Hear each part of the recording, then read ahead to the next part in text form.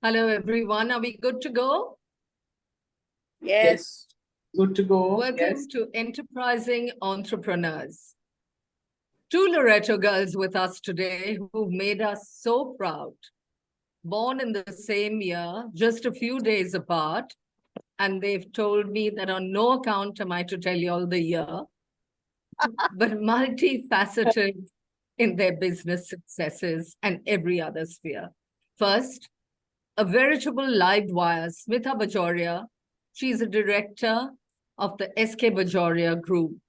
And whether it's their financial arm that she handles or the healthcare services that she's set up and made a major success of, or the horse riding that she's so fond of, the horses that she's passionate about, or the fact that she's the Consul General, I beg your pardon, the Honorary Consul of Denmark. She's been knighted by the Queen of Denmark. And she is the chairperson of the West Bengal Foundation of Deaf Women. She has co-authored a book on Serampore.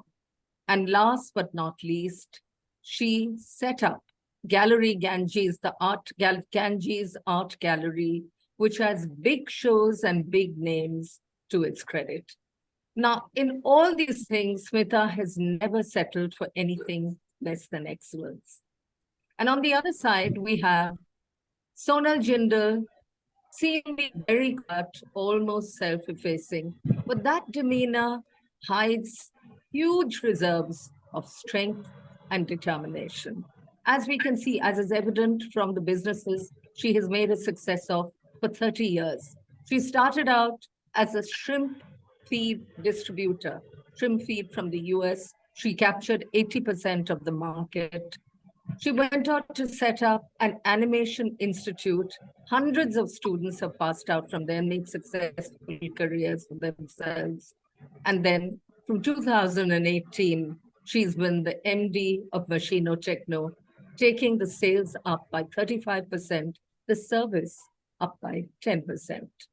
And like Smita, she's passionate about horses and riding, and now also about photography. Yes, that's her riding.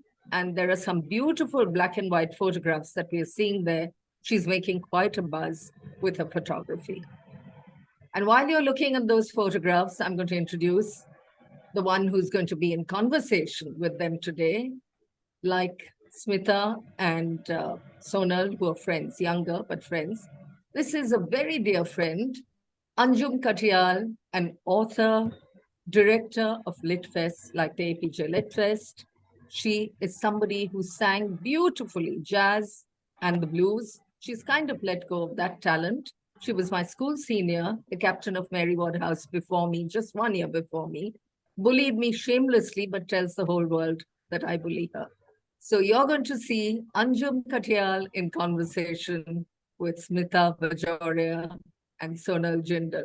Over to you, girls. Thank you. Hi, everyone, and welcome. Okay, let me position myself. We're sharing this computer screen today because as Oindrilla, who we all know fondly as Oinky or Oinks or Odie, has been kind enough to tell you, I claim that she's a bully, she says, but she is actually. So she bullied her way into this conversation by saying, I'm going to be sitting there right with you. And I'm sure that she's going to be nudging me and poking me as we go along. She often forgets that I used to be her captain. But welcome, everyone. I'm so happy to be here and sharing the screen with all our friends and past pupils and fellow classmates and otherwise of Loreto House. Welcome, a very warm welcome to Smita and Sonal. We've just been sort of walked through rapidly without even giving us a second to pause for awe and wonder at the wonderful things they've been doing. I mean, here we have both women who I consider to be very young, you know, given my gray locks. And despite that youthfulness, they have achieved huge amounts of success in their chosen fields in the corporate world, as well as in their more creative and artistic sides. So let's plunge straight into the conversation.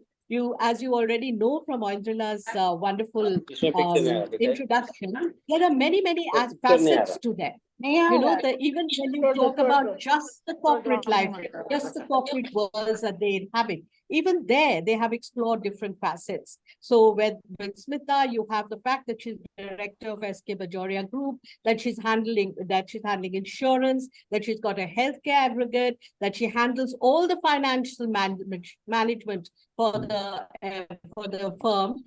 And that leaves me absolutely wonderstruck, because financial management is not something I can ever lay claim to. And apart from that, you have the writing, you have the visual arts, you have the fact that she's working with women entrepreneurs. I mean, it never seems to stop, all the things. And then you have Sonal, who started with shrimp feed, went into animation, and then after that has been with Maruti Suzuki, pushing their reputation, pushing their sales. Very recently, I saw all over Facebook a recent award that they've been given. So it's wonderful. And she handles real estate. So there's all these different things just for the corporate life. And then, of course, you have the wonderful writing, which both of them do, and the photography. So let's begin by asking, and I'll ask Smita to go first on this one. The question is for both of you. When you were faced with the appointments that you were both given to take over the various positions that you were going to be holding in your corporate life, what was it like at that moment? What were the challenges? What were the things that you faced? And as women and also as younger people, walking into those very, I'm sure, daunting corporate posts and positions. Smita, why don't you start with telling us a little bit first? Well, thank you, Anjula and Anjum, firstly, for the very, very warm welcome and for the very kind words. And I hope that, and hello to a lot of my friends who I'm seeing after a long time from Loreto. So I'll begin straight away.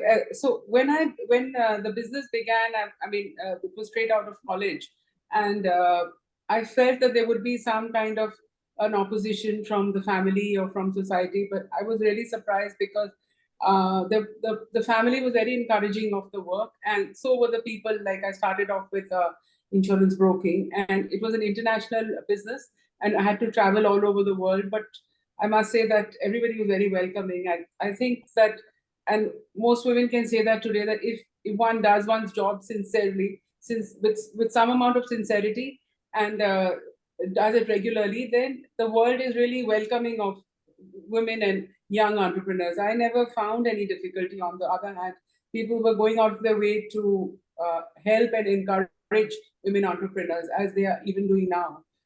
So that's basically what I feel was my experience.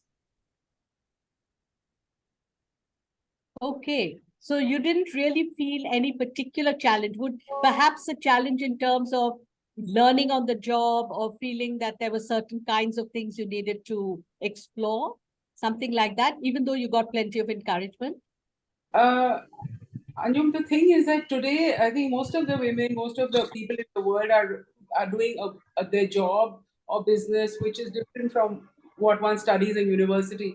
I mean, that's true. I've noticed for many people. I mean, engineers are bankers and so on. So I feel that today, it's not only when you start off, but as you engage with your work or with people doing work, there is always there's and the way the technology is moving today, the way IT is taken over businesses, and the way the business is conducted is very different. So yes, you're very right about that. There's always a learning curve, but that's a continuous learning curve that I feel one faces. I mean, if one is not learning on the job, then it leads to redundancy in the business and knowledge. So the way I was seeing money being managed 20 years ago is very different from the way it's being done now. So with the change in technology, and one has to keep on in the business, one has to keep on studying as to like earlier there was only say 10 or 15 quoted companies or less. Now there are more than 30,000 companies which are quoted on the stock market. So there is a continuous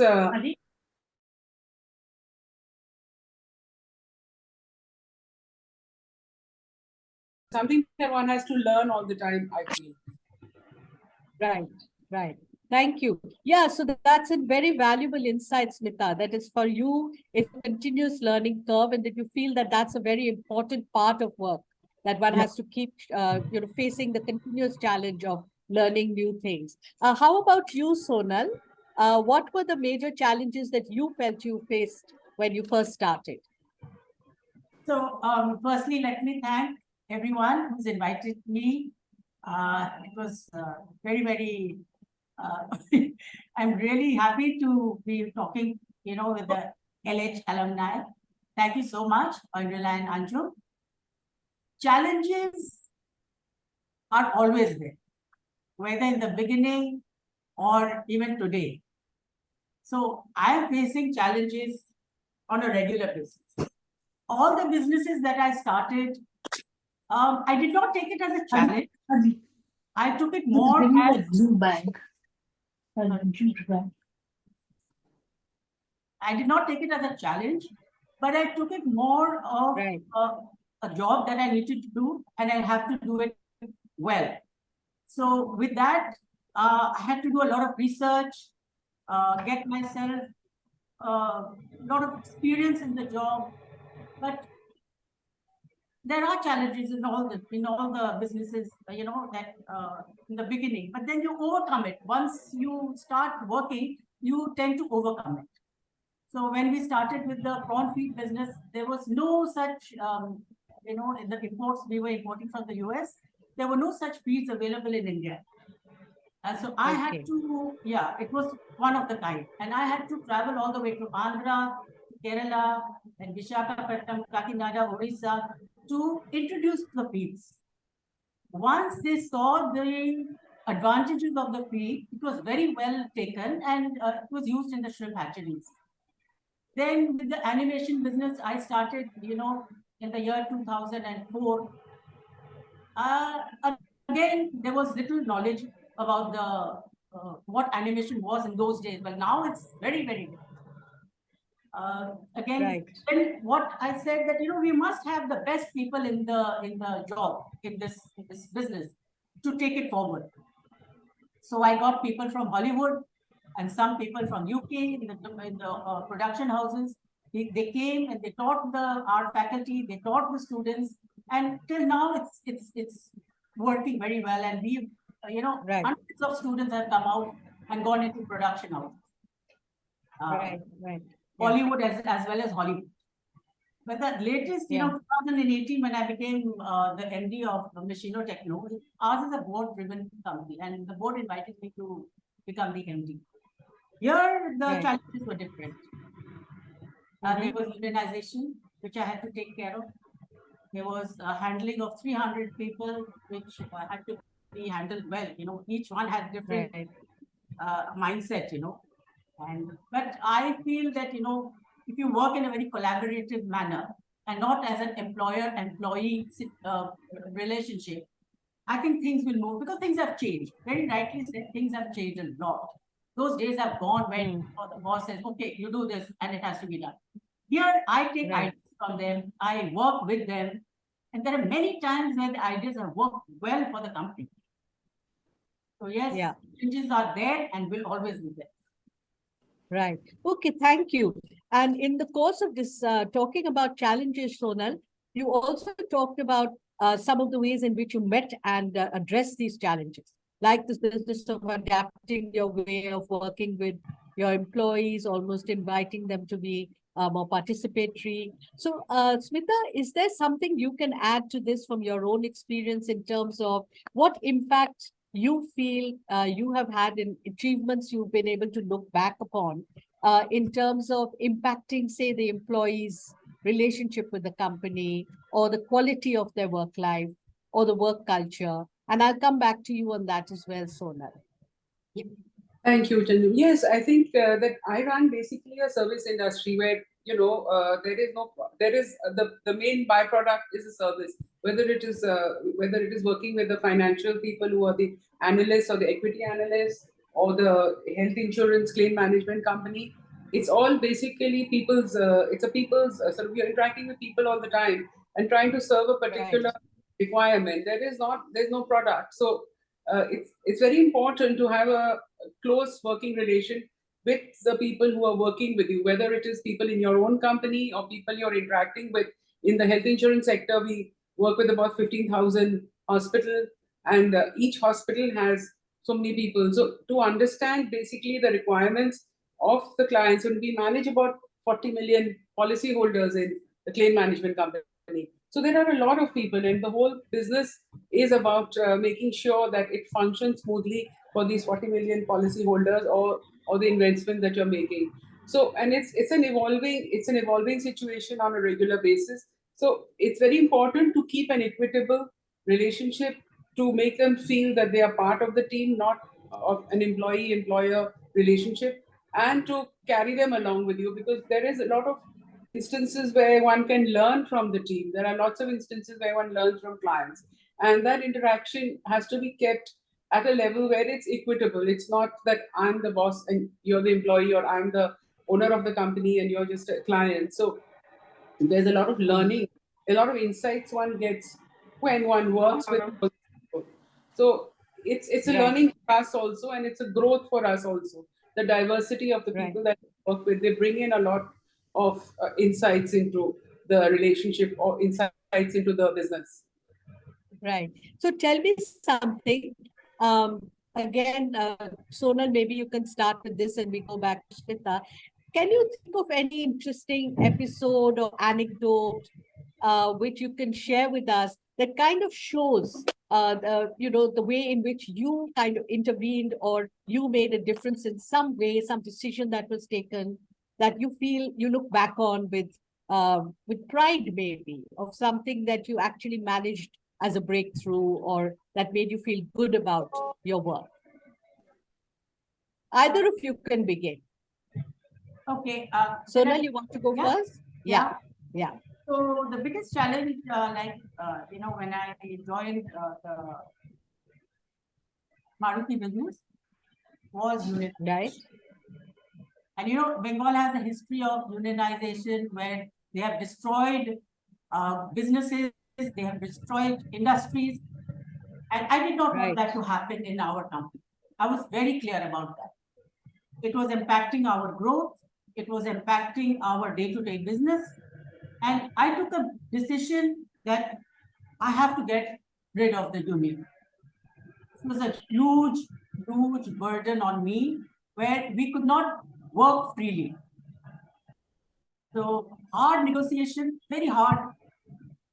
They threatened us. They threatened me politically, they used political clout, and they threatened me a lot. I didn't care. I said, you have to go. You just have to go. And we negotiated very hard. And it just took us, after the negotiation, it took us 1 day. All of them left. Each one of them. And that was a real curve in our business. From then onwards, the business was just zoomed up. The growth increased, the productivity increased, our targets were met, we achieved all that we wanted to. So that was, I think, a very big and bold decision that I had to take. Right. And it must have been it must have been quite scary, actually, to be sort of taking such a big step. Actually, I don't get scared very easily. I'm not one of those who get scared. But when you make up your mind, they have to go, you work around it. They have to go. And somehow you make plans. Okay. Yeah, you make plans and make sure you ease them off. So right. So, yeah. Okay. Thanks for that. What about you, Smita? Do you Well, have any particular story? Yes, I'll tell you a wonderful story. It was the year of 2005, and I was basically the lead broker for the ONGC insurance business, which basically had assets of in excess of about $15 billion. And I was a lead broker with one UK broker. And in 2005, there was a big storm. I don't know if you remember, where the whole of Bombay got flooded because there were high tide and there was flooding. Oh, yes. So the whole of flooded. and there was a supply vessel which was supposed to be carrying oil from the rig up to the shore, and it sort of, because of the stormy weather, it hit the rig, and it all happened because of a cook trying to sort of do some work, and he cut his finger. So the ship supply vessel was coming to evacuate him from the rig, and it bumped against the rig, and the whole rig caught fire. So they began the evacuation process. As a result, a lot of people jumped from the rig onto the sea, and they were rescued by the Navy and all that. But and because of that, there was no communication. All communication in Bombay was completely broken down. All the cars were stranded on the road, and nobody was able to move. The only chairman was Mr. Raha. He called me up and he said that, what happened now, Smita, will the survey people be able to get on board the platform, and will they be able to help us to assess the risk? Because, this is a huge thing. So I used to put on the TV, watch what was happening and report back, because we had reinsurers abroad. We had to convey to and that this is what is going on. And then the surveyors were lowered into the rigs, the burning rigs, through helicopters and all. So it was quite dramatic. And then he asked me when get first loss. So I said the loss estimate has not been established. It's only 7 days, but the loss is to the tune of 1,500 crores. And I said the first cash call of half 700 crores are guaranteeing that we'll get the first cash call to you by in 40 days. And he said, can I report that to the board? I said, yeah, we will try, and because that estimate has been sort of established, and you can go ahead and convey it to the board. So there was a lot of hand holding that I had to do with the surveyors and with the reinsurers. And on the 35th day, I was sort of having little doubts whether we'd be able to complete that initial exercise on time, but it was done. And all the reinsurers, about 7 or 8 people, flew in from London, and we had the whole United India team at the ONGC board. And the chairman said the first check will be presented to him and the board in Orchid Hotel in Bombay. That was, I think, it's sometime in August sometime. And there was a whole room full of about 60 or 60 men. And I was the only lady, and I was to do the honors and present the check. And, I was a bit nervous, but I was also very happy that the whole group had come together and was able to give that. So we had this presentation ceremony for this check, which was for 700 crores. And the chairman basically accepted the check, and he knew I was fond of cigars. So he pulled out 2 cigars in front of all these men, and he said, this cigar is for the only man in the room. And he presented me a cigar. That's a lovely story. Yeah, so we've had 2 wonderful stories which speak of very tough decisions needing to be made, and being sort of carried through by sheer willpower and determination. So hats off to both of you. So moving on a little bit from your corporate selves and the way you've performed and the achievements in the corporate world, it's very noticeable and notable, actually, the word I want is notable, that both of you have also very strong artistic and creative side to your personalities, which matter a lot. They're not just little things you do on the side, but they're like absolutely integrated into your daily life and your images of yourself.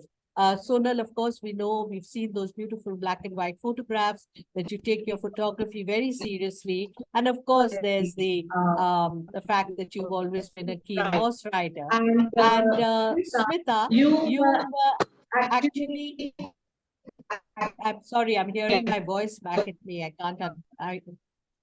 Smita, your venture of the Ganges Art Gallery has established that visual arts gallery is one of the leading spaces in the city for art, and you have a beautiful store there of artist-made products as well. And so it would be lovely if you could share with us how these 2 sides, or how these 2 aspects of your life work with each other.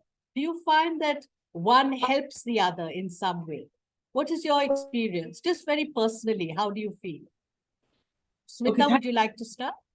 Thank you, Anjum. Yes, I think that basically, working in a corporate environment for me is for about 8 or 9 hours. I feel that being involved in the softer side of life and being involved with, say, the creative arts or the the visual arts part of the work gives me that diversity. It is I've been very lucky to have the chance to meet some of the greatest artists in India, and also to encourage the young artists who come to the gallery. We showcase at least, we have at least 4 shows a year, which is showcasing upcoming artists. So that's very gratifying to give a platform to these artists and to showcase them in for these shows, not only in Calcutta but also in London and at the Delhi Art Fair. And one of the success stories has been Shahabuddin, who's been a Bangladeshi artist, and I started showcasing over 30 years ago, and he's now known pan India. I think is perhaps one of the only artists from abroad who's been most successful. I don't know of any other artist. So that's been, that sort of a thing is very gratifying. And just personally, I feel that, talking to artists of various fields, and we do a lot of outreach programs, as you rightly said, we do a lot of outreach programs to artists who are in the rural areas and all, and help them financially to, offer them a platform. So it sort of is very gratifying. Also, one learns a lot because they come from a different mental build-up. They are not sort of, climbing the corporate ladder all the time. They are not, money is not the only thing that drives them. The creativity, the zeal is really amazing to see in the artist. So that is for me very gratifying. I think I learn a lot of, other qualities from them, which perhaps I would not have learned so much in a corporate environment. So it's very gratifying for me. Okay, that's interesting. How about you, Sonal? What do you take out or take into your bigger life from the creative aspect of your work? So the work I do is a job that I do. And the photography that I do is for myself and my expression of creativity. So they're two different. I've kept it separate. But where it integrates is that the creativity of the photographs that I take has taught me discipline, has taught me patience, has taught me to be very, like very calm and collected. Okay. Which I use in my business. I don't get angry at people anymore. I never used to get angry, but now even less. And I take things at face value. And I use these, the feeling of being calm, and even in adversity, when I have deep problems, really dug in problems, I'm very cool about it. Because, that photography the creativity has taught me that. Wow. And so these are wonderful learnings, and I think sort of valid for a lot of us. And you both haven't yet talked about your riding, which I can't believe I'm talking to 2 riders at the same time. I mean, what are the chances, as I was saying when we talked earlier? So how about riding? What does that bring? I told you earlier, we have been very good friends for the past 40, 50 years. But when it came to horse riding, we were competitors. So when we were very young, I of course had we had our own horses, and we used to take part in ladies' hats or in dressage. We used to compete with each other. Sometimes she won, sometimes she would win. But it was. So what do you feel riding? What do you feel riding gave you? Like you've talked about learning patience and discipline from your photography. Do you think riding had a role? Yes. In Riding gave me the edge of competitiveness. Okay. Yeah. And don't take failure seriously. So if I would fall off a horse, my father would tell, and he would not be sympathetic at all. So just get up, brush yourself, get on the horse, and go again. And actually, once I fell off the horse, I literally saw stars. And I thought that I'll never get up. I just passed out.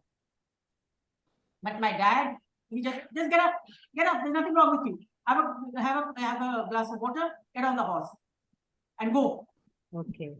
I was scared as So that gave you a sort of determination and will.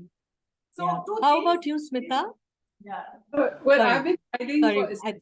I've been riding since I was 4 years old. I mean, I was just put on a horse and the pony ran away with me. So I won the race. So I was crying by the time I reached the other side. So everybody's saying, "Why are you crying?" I said, "The pony's running away with me," you know. So, but we won the race. But I think what Sonal is saying is right. Is that there have been instances where you've not had the best horse in the competition. There have been instances when just before the competition, your horse has become lame and you've had to ride a horse which is alien. You train your horse and then you ride the horse. And I don't know if all our friends are aware, but it's the only sport where men and women compete equally. There's no separate event for women excepting hags. If you're doing jumping, you're doing cross country, you're doing racing, there's no separate event for women. So you're competing with men on the same ground. And it's Right. I was riding, there were only army people riding. There were hardly any civilians riding and very few women riding. So it sort of does help to train your mind to say that nothing is difficult, and gives you that strength of character. It gives you the discipline, and I was riding almost 3-4 hours a day. So you get up early in the morning and you're on the horse, and if the horse show is coming, Right. you're riding in the evening. So there's a lot of this. It teaches you tenacity, hard work, how to compete with men. It teaches you how to sort of, if the circumstances are not equitable, you still have to go and compete. So you learn how to compete under sometimes unfavorable circumstances, unfavorable to you. So it teaches you all these characteristics actually. And also what Sonal said, I completely agree with it, that you cannot sort of take failure. So you fall down, you get on a horse and you ride again. So all these things are very useful life skills and very important life skills, which I think I can contribute to having a long riding sort of career, or being riding for at the national level. I've won awards against men. So these are skills one attributes and one learns due to sports. Any sport which is seriously done, you learn a lot from these sports. And for me, riding From sports, yeah. So it has been a lot of life skills actually. Yeah, wonderful. Before we go on to the next question, may I invite our wonderful audience to also share some questions? Because we will be taking questions from the audience in a few minutes. So if you can send them in, we are waiting eagerly to hear your what else you want to find out from these two wonderful women. So coming back to Smita and Sonal, I was very interested to know, you have, as women in the workplace, how do you feel about women being part of corporate life, either as management level or as workforce level or as heading the company level? Any words of wisdom to share, and any advice for people wanting to enter this field, younger women? Smita, you want to go first? So thank you, Anjum. Thank you for that.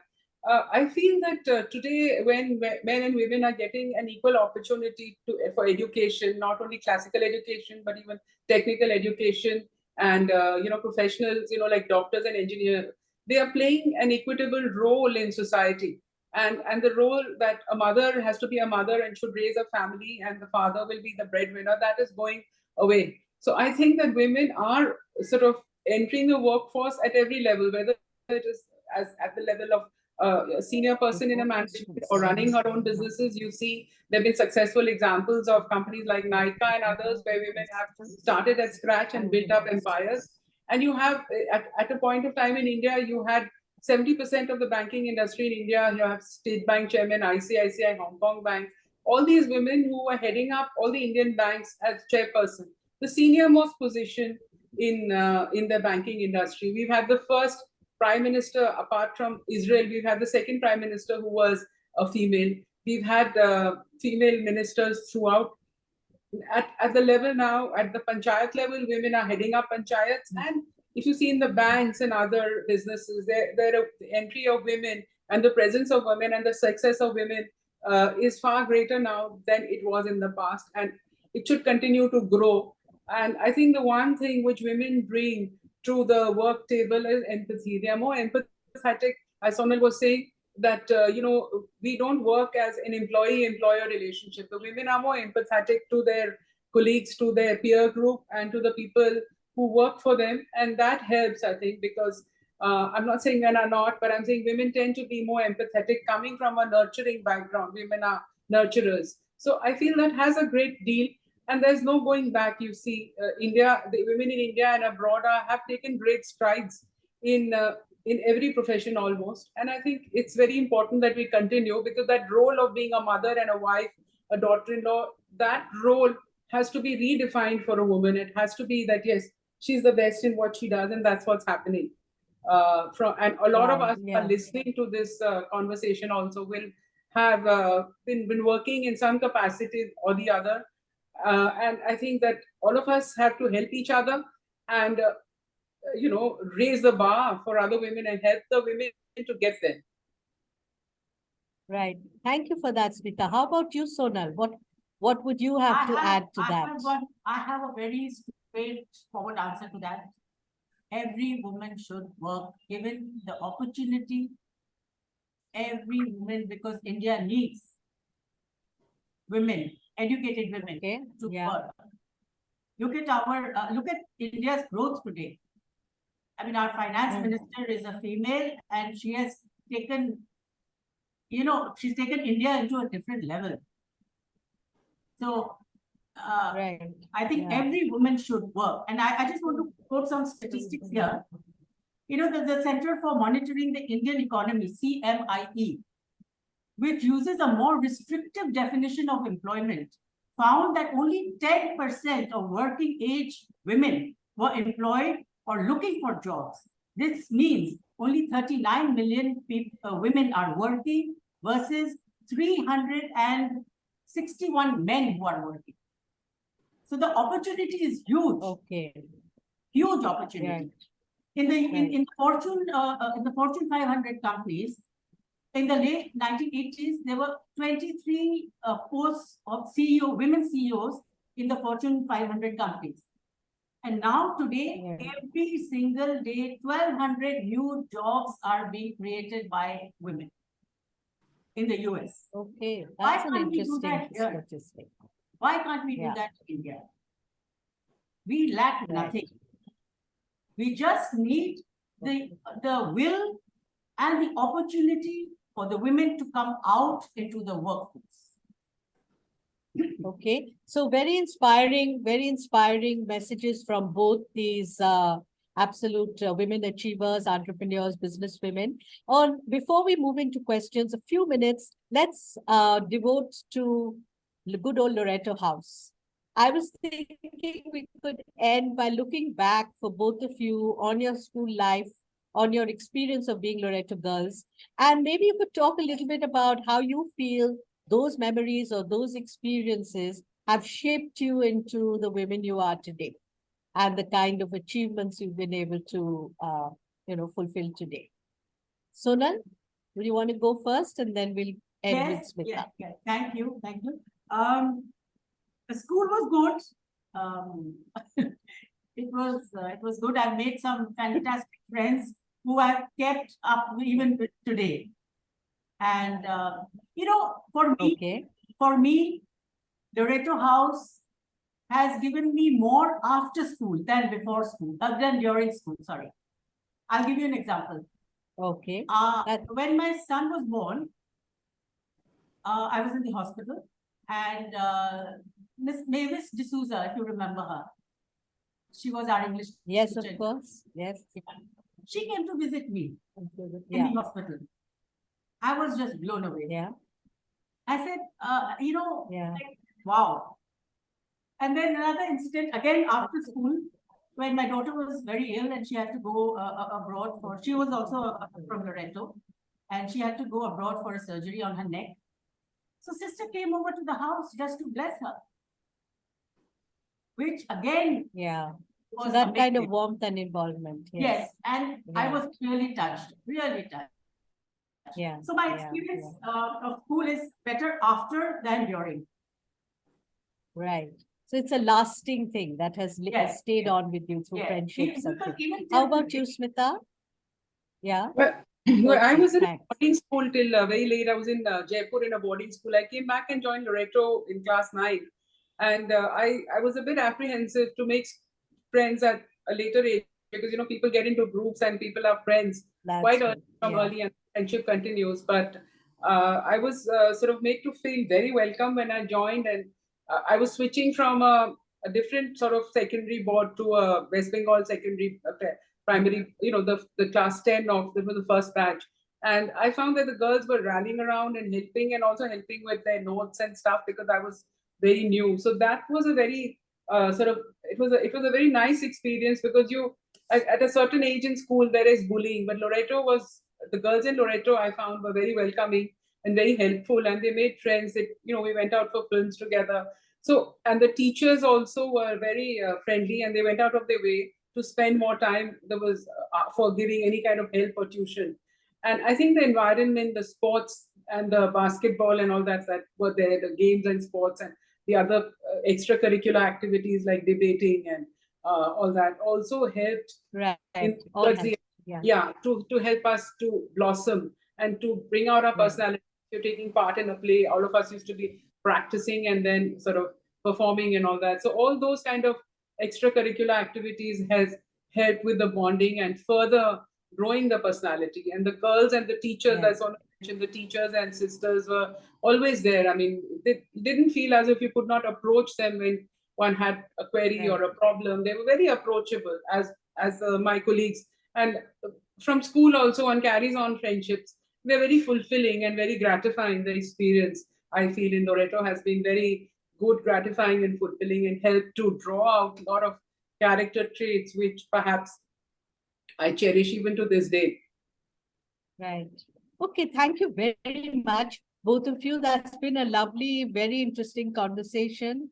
Thank you for sharing your insights and your thoughts and your time. And I'm going to switch back to Oindrila now so that she can start taking a few questions and also ask a few. I think she has something she wants to ask also. So I hope that we have received a few questions from the audience. And thank you once again, and over to Oindrila. Hi, that was absolutely wonderful, Smita and Sona. Expected it to be, but there's been one question from Dia Jaiswal, which unfortunately Anjum asked at the end. So that's answered. I want to ask both of you all quickly. We've talked about women, but one thing we all forget when we talk about getting equal opportunities and rights for women is that they can't do it themselves without men coming along on the journey with them side by side. So have either of you at any time faced resistance or resentment because you're women who are at the top and they have to listen to you? And also on the other part of the question, your personal lives, your families. And I'm asking this because I know SK, I know Shishi, Smita's husband. I know how proud he is of Smita's achievements. He's a friend, and I feel so proud seeing his pride in his wife's deeds, so to speak. How has it been at home? Have you got support all the way from the men in the family? One more question that I have, but I'll wait for you to ask. Smita, should we go with you first? Yeah, so I feel that today, Anurila, yes, in the period that we started to work, which was in the 80s and 90s, it was not so equitable, the position, but it's drawn up now, and women are, the position now as we speak is more equitable. But nonetheless, I think that you're right. From my family side, from my in-law side, there's been a lot of encouragement in whatever that hours that I wanted to work. And I remember when my son was young and I had to travel abroad for business, my mother-in-law, who I consider a mother, who used to look after my son. I mean, I used to be away for 10 days, traveling to different parts of the world. And, the only one concern was that, will he miss me? And will his, when kids are there, they sort of need that full-time attention, whether they are at home or they're back from school. And I think that is the one thing which sort of I felt most comfortable when she was, my mother-in-law was looking after my son, and he got the same love from her that he would receive from me, maybe more. I mean, he was she was probably spoiling him more. Yes. Of course, Shishir has been like a sort of pillar of strength throughout my career, and whether I've been going riding or whatever. So, yes, I think that I've heard a lot of stories. We women do say that we sometimes don't get as much support, but personally, I feel that I got more support than I'd ever imagined I would get. And I was always sort of, people were considerate in terms of saying, okay, she has to go, let's help her with this and that. So, but I think, yes, you have to carry the men with you. I mean, for most part of your life, one has to explain to the men and carry the men with them and make that they are supporting, because it's not only the women who need support, the men also need support today. I mean, if a wife is working, if a spouse is working, the men also need to need to help at home. So you need to carry them with you and explain, and that, so the roles become more equitable in terms of homemakers, or parents who are bringing up their children, so that responsibility is equally or equitably distributed on both sides. Yes. Sonal? Yes. See, the advantages of being in a joint family is huge. It outweighs anything else. So if I had to travel, for my to the US for my the shrimp business, I would go for 3 weeks and I would leave my children at home, and they would be very well looked after. Again, like my mother-in-law would look after them, and there was no problem at all, when I had to travel. So these are the good advantages of being in a joint family. So I see young, these families with, husband, wife, and 2 kids. They had to. One of them had to travel. The other was. Today they are so, they feel helpless. Where do I leave my child? What do I do? They feel very constricted.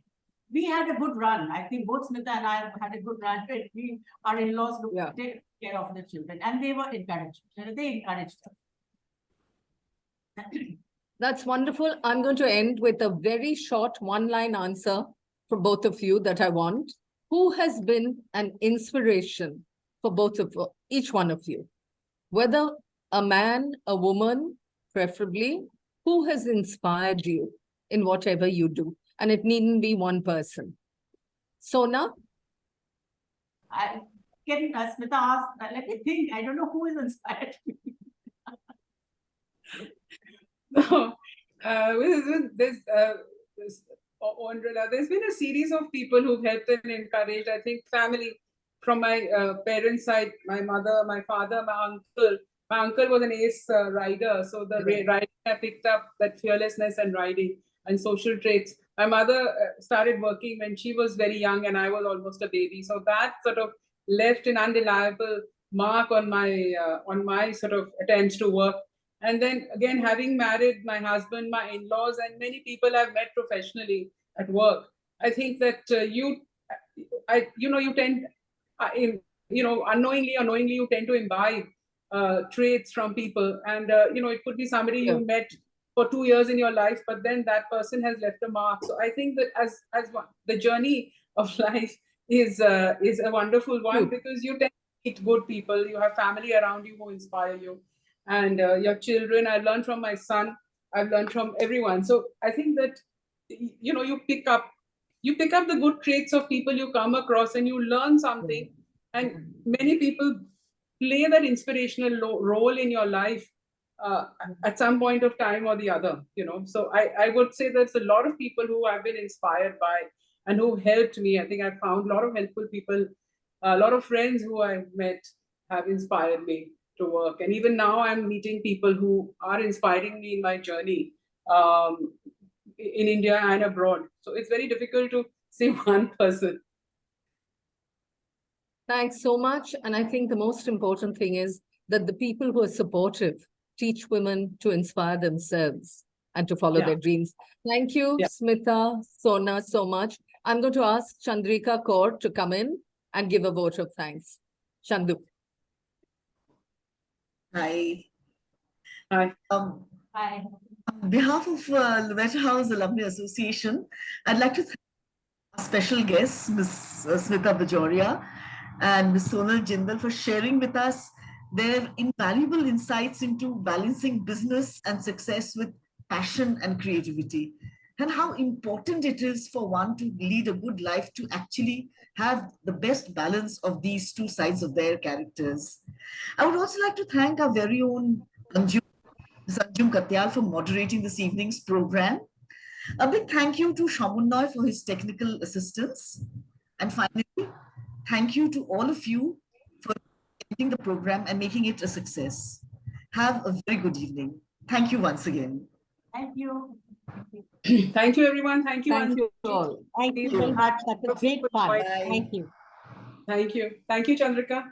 Thank you. Bye.